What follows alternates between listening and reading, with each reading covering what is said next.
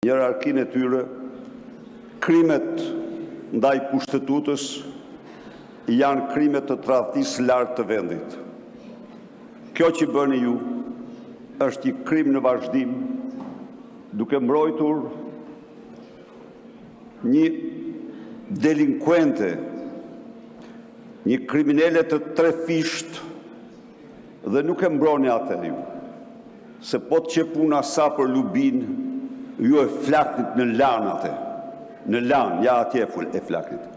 Po ju s'ja u mban, sepse e dini që Lubia s'është asgjë tjetër, veç se një shërbëtore e Edi Rams 25 vite, e cila ka zbatuar vetëm urdhrat e tij dhe ka përfituar, ka vjedhur nëpërmjet tij, por sa ka vjedhur Rama s'ka vjedhur kurrë njeri në Shqipëri. Pra faktikisht ju përmbroni vjedhjet e papërmbajtura, të pakufishme të Edi Ramës në çdo vendim të saj. Është firma e Edi Rams, është porosia e Edi Rams, janë mesazhet e Edi Rams. Mos u keq përdorni në një mënyrë kaq ekstreme, sepse në fund të fundit, shumë shpejt, ju do e shifni veten ashtu siç jeni, e keqja banale, njerëz pa vlerë. Të lutem, një minutë. Ja pra, edhe këtë të keqen banale të Hannah Arendt do ta quash ti fyrje? Po kjo është nocion filozofik, mor zotri. Ky është nocion filozofik. Pra, unë nuk merrem këtu me avokatrit Mjeran, por merrem me Edi Ramën, i cili po shtyn vendin drejt. Ta përfundoj fjalën. Po ju garantoj që e keni të humbur këtë betejë. E keni të humbur keq, dëgjoni fjalën time. Lubin nuk ka forcë në botë që ta mbrojë. Dosja e saj është dosja e Edi Ramës.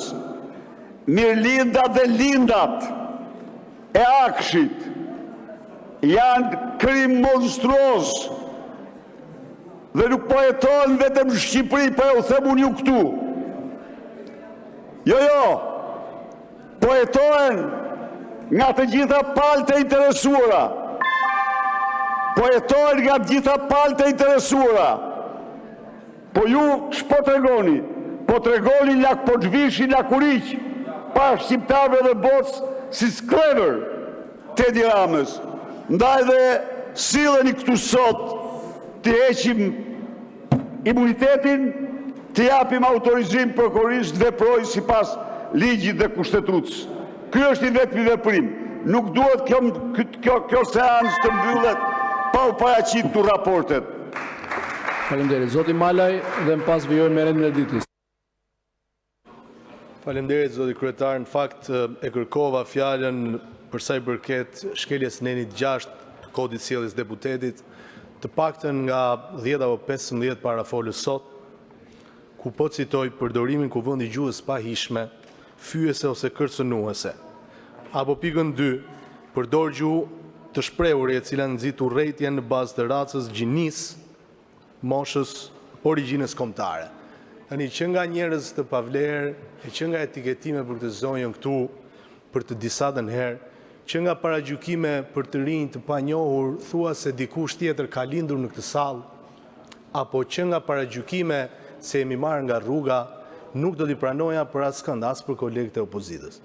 Unë mendoj që përpara se të rreshtohemi në 8 mars me fotografi në rrjetet sociale për zonjat, gratë, motrat të jetës tonë përditshme, duhet ta tregojmë këtu me qytetari, duhet të tregojmë ato vlerat përbashkëta që kemi dhe nuk duhet kurrësesi në asnjë moment që për më tepër edhe në nivelet më të ulta të flasim dhe të imitojmë gjuhën dialektore të ndonjë kolegu këtu. Unë, zoti kryetar, e kam cituar këtë nen në këtë sallë disa herë në këto 5 muaj. Do ju lutesha të gjithë kolegëve, por edhe ju në veçanti, të jemi më të kujdesshëm, sidomos me zonjat në këtë sallë, kur ato përpiqemi t'i sulmojmë dhe denigrojmë personalisht. Për sa i përket çështjeve dhe bisedave politike, diskutimeve të forta politike, nuk kam asnjë fjalë për të thënë. por ama këto janë të papranueshme në këtë sallë, zoti kryetar. Faleminderit. Faleminderit, i bashkohem plotësisht fjalës tuaj. Kalojmë, të lutem. Para se të kalojmë në pikën e tretë të renditës, vetëm ju lutem, dy sqarime. Sa i përket pyetjeve apo pretendimeve të lutem, pretendimeve lidhur me paraqitjen e kërkesës së SPAK për dhënien e autorizimit për heqjen e imunitetit të zëvendës kryeministres, meqense u referuat rregullores, edhe kjo është pikë procedure, sipas rregullores, grupet parlamentare janë detyruara brenda 2 javësh të paraqesin, të lutem, të paraqesin raportin. Raporti përmban të gjitha opinionet e palëve. Po këtë drejt, palët në Këshillin e mandateve dhe rregullores dhe imunitetit, opinionet e tyre duhet paraqiten brenda 2 javësh. Raporti integron, zoti Strazimiri, nëse nuk dëgjon nuk mund ta kuptosh se çfarë po them. Sado ta keni aftësin, nuk e kupton dot nëse nuk më dëgjon çfarë dua të them. Mirë, ju e kuptoni, po ta dëgjojnë edhe deputetët e tjerë që nuk janë kaq familiarizuar me rregulloren edhe me procedurat e Këshillit. Ta dëgjojnë edhe të tjerët. Dakor? Sipas rregullores, raporti duhet përmbaj mendimet e të gjitha palëve në Këshill. Kemi vendosur në Këshill 2 relator, pra janë përcaktuar, le të themi, në bazë të qëndrimeve së cilës u mblodhen 2 palë. Ju e keni paraqitur, pra 5 deputetët antarë të Këshillit, përfaqësues të opozitës, e kanë paraqitur raportin pranë kryetarit të Kuvendit, ndërkohë nga data 23 shkurt deri në datën 9 mars bëhen 2 javë, brenda së cilës përfaqësuesit e majorancës janë të detyruar të sjellin raportin. Natyrisht, brenda datës jemi brenda datës 9 mars dhe 9 mars do të jetë afati i fundit, sidoq të jetë puna në seancën e radhës, që është data 12, do të njoftohet më vonë, por gjithsesi është data 12, nuk e kuptove. 9 është afati për të paraqitur raportin dhe sipas rregullores në seancën e radhës të menjëhershme, po është e zeza mbi të bardhë, i bie data 12. Afati i rregullores, afati 3 mujor, është në datën 16, në mos gabohem, por gjithsesi para asaj date ne kemi një seancë në datën 12, kështu që do të paraqitet raportin atë seancë. Lidhur me pretendimet e disa, të lutem, disa deputetëve lidhur me ndryshimet në rregullore, nuk ka asnjë gjë për tu shqetësuar, nuk ka ndonjë procedurë të përshpejtuar, të befasishme të rregullores. Kemi disa propozime nga grupi parlamentar i Partisë Socialiste, të cilat do ndjekin procedurën normale, janë paraqitur pranë Këshillit të mandateve dhe rregullores dhe imunitetit. Jeni të mirë pritur të gjithë deputetët të sjellin sugjerimet e tyre, madje në mënyrë gjysmë formale, në kuptimin jo brenda strukturës, por në zyrën time do të ftoj në ditët në vijim kryetarët e grupeve parlamentare për të shkëmbyer mendime lidhur me këto propozime. Janë propozime, mos i gjykoni, ashtu i kanë menduar, derisa të kthehen në ndryshime rregullore, duhet. Dakor. Ju i quani provokime, ato janë propozime. Propozime të cilat që të kthehen në rregullore duhet të kalojnë në gjithë procedurën e tyre. Edhe në rrugë informale jeni të mirë pritur, po dhe unë do t'ju ftoj në zyrë të diskutojmë lidhur me të gjitha opsionet në mënyrë që të dalim tek më e mira. Disa propozime i kemi folur me të gjithë ose me disa nga 2 anët këtu, i kemi folur paraprakisht. Nuk po them se kemi marrë dakordsinë dhe është e zauruar. Të lutem, zoti Noka, të lutem se ke bërë shumë zhurmë sot. Dhe s'po thua asgjë, se shumë zhurmë për asgjë. Dakord? Shumë zhurmë për asgjë. Të lutem, le të mbaroj fjalën. Mund mos jesh dakord me fjalët e mia, nuk është të thënë ti je dakord. Urdhro? Zoti Noka, të lutem tani se këto janë shumë të ulta. Nuk më komplekson dot me këto se s'dua të përdor fjalorin tënd. Na i ke pasuruar fjalorin këtu, po unë e refuzoj ta përdor fjalorin tuaj, i cili na kishte munguar për disa javë. Shumë faleminderit. Pika e tretë, seancë pyetje përgjigje me Ministrin e Arsimit, zonja Mirela Kumbaro, kërkuar nga deputeti zoti Erion Braçe, pyetjet drejtuar Ministres së Arsimit janë lidhur me shkollën 90. Jam në mes të fjalës tani, vjen keq. Edi Duram, 11 janari, fillojmë duke respektuar minutazhin e përcaktuar në nenin 95 të rregullores. Urdhro. Replik. Urdhroni. Quaj si duash. Spari një herë, zoti kryetar, ndryshimet rregullore që keni sjellë janë një provokim I ulët. Nuk kam sjell asnjë ndryshim rregullore. Stash për ju kush I ka sjell? Mu drejtove mua. Jo, juve duhet drejtohemi për pjesën e dytë. Një provokim I ulët ndaj opozitës, sepse rregullat e kuvendit, kjo nuk është shtëpia private e Taulan Ballës, as e Edi Ramës. Ky është kuvendi I shqiptarëve dhe këtu përfaqësohen të gjithë shqiptarët. Dhe rregullat e bashkëjetesës mes forcave politike në një ambient që është I gjithë shqiptarëve nuk caktohen nga forca kartonit, po caktohen nga dialogu dhe nga konsensusi mes palëve. Gjithmonë duke ruajtur atë që ka qenë praktik parlamentare deri më sot, kur pala që sot është në mazhorancë ka qenë në opozit. Kjo e para. E dyta thatë, I kemi diskutuar me disa prej jush. Nëse keni një rast konkret se me kë I keni diskutuar, thoja një opinionit publik. Nga opozita po flas gjithmonë. Sepse ju nuk keni diskutuar asnjë ndryshim në opozitën. Asnjë ndryshim. Jo me opozitën, s'përmenda opozitën. Asnjë ndryshim. Nuk keni diskutuar ju me opozitën. Kur miratuat ndryshimet përpara 4 muajsh, sa po ishit ulur në karrigen e kryetarit kuvendit, ju tham ndaluni se po shkelni kushtetutën. Dhe juve, zoti kryetar, dhe sot ishte dita të kërkonit ndjesë në fakt, juve me një vendosmëri të bindur për të shkelur dokumentin themeltar të shtetit, vijuat sipas porosisë së një rësan.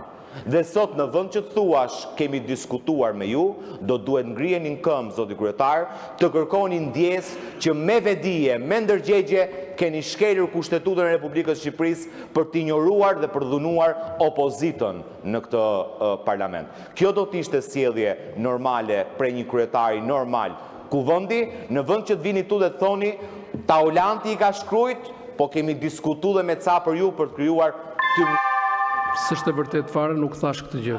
Nuk thash këtë gjë. Thash vetëm janë propozime, jeni të mirëpritur të sjellni propozime dhe të diskutojmë edhe në forumin përkatës, në Këshillin e Mandateve, por edhe para se të shkojmë te forumi I mandateve, në zyrën time jeni të mirëpritur. Është në zgjedhjen tuaj nëse doni të bashkëpunoni apo jo në këtë proces. Zoti Taulan Balla.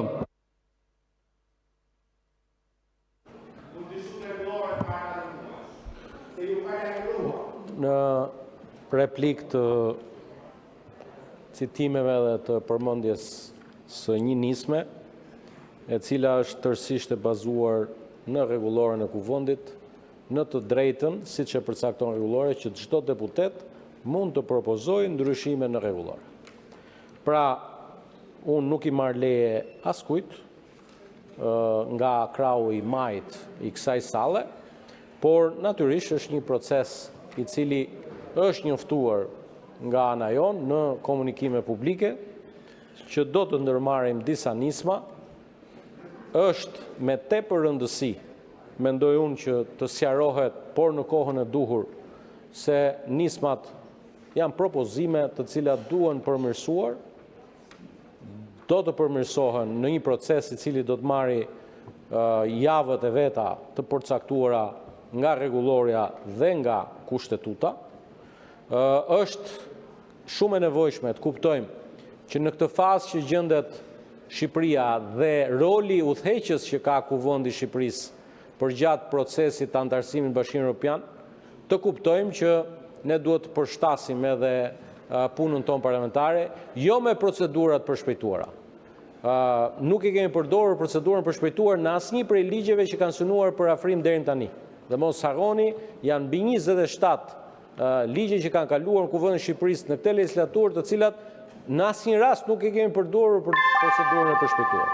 Por do të kemi kohë të flasim, sepse për gjithë ata që kanë pak njohuri në këtë proces, sikurse ka kaluar ky proces në Kroaci, në Rumani, në Bullgari, do duhet të ulemi me njëri tjetër për folur për procedura të thjeshtuara, simplified procedures, do të ulemi të flasim me njëri tjetrin për omni procedures në kuptimin që na duhen që të gjejmë procedura të cilat me një ndryshim të reflektohen ndryshim.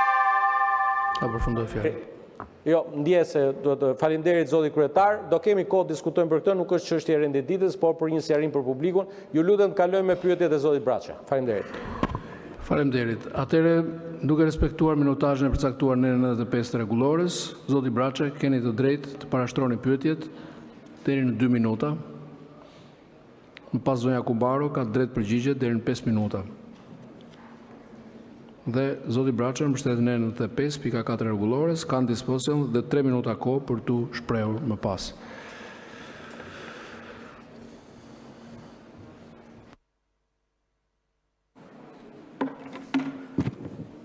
Nderuar kryetar, me thënë drejtën, 1 muaj, 2 ditë edhe 2 orë për të kthyer në normalitet.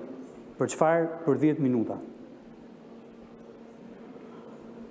Pyetjet që kam paraqitur para kuvendit, po edhe para ministres së arsimit, lidhen drejt me një shqetësim që është shqetësim qytetar. Natyrisht, secili në këtë sallë ka prioritetet e veta. Me thënë drejtën, unë kam këtë prioritet. Lidhet me ndërtimin e shkollës 11 janari në njësi numër 5 në qytetin e Tiranës. Natyrisht, ndërtimi një shkolle është një mirë publike, madje është një nga të mirat më të mëdha publike që mund të ndodhi një vendi. Në Tiranë akoma më shumë, janë ndërtuar mbi 50 të tilla të reja në harkun e një kohë shumë të shkurtër, por shoqërohen edhe me shqetësime, jo vetëm për fëmijët, po edhe për prindërit e tyre, gjyshërit gjithashtu.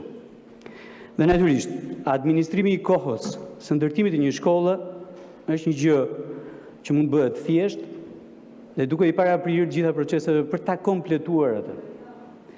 Në mars të vitit që shkoi, kryeministri ishte në Kantier, në shkollën 11 janari, diskutoi atje jo vetëm me përfaqësues të bashkisë, ministrisë gjithashtu, po edhe me përfaqësues të kompanisë. Puna kishte nisur vetëm në dhjetor të vitit 2024 dhe në mars, për te afatit kontraktual,